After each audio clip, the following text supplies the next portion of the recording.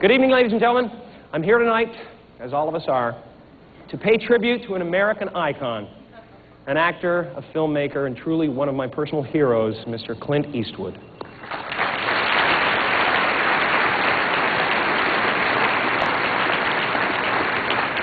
I'm also here because the AFI is paying me $20,003,000, making me the highest paid megalomaniacal boy king in all of Babylon.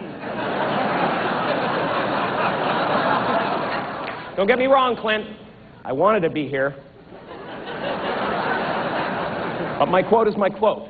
If I lower it for you, I have to do it for everybody. That's all. Not many people know this, but Clint Eastwood was one of my first supporters in the business.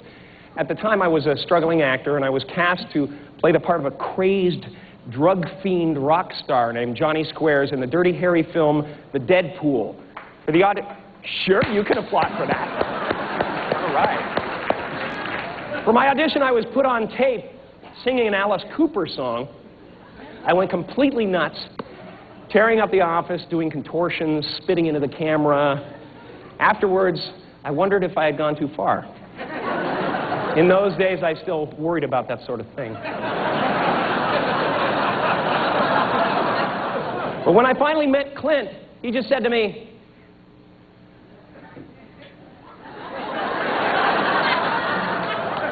"I love that tape.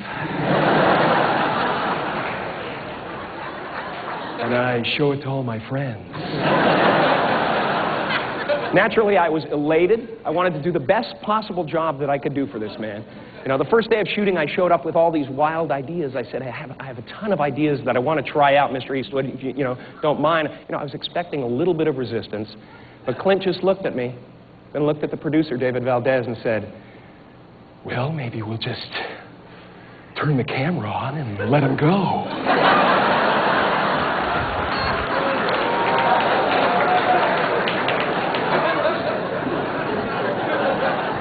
I improvised for about 2 hours after that. Then with Clint's help, we honed the final performance down to this little piece that I'd like to perform for you now. Hey, man, I can handle it.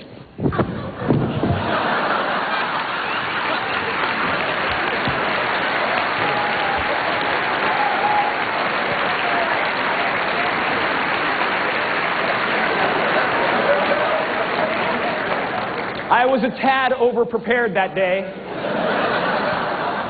But that was only because I was working with a legend, someone whose movies I had admired for years. Every guy in this audience, though, at one time or another, has lived vicariously through Clint Eastwood and his mythological characters. He's our equalizer.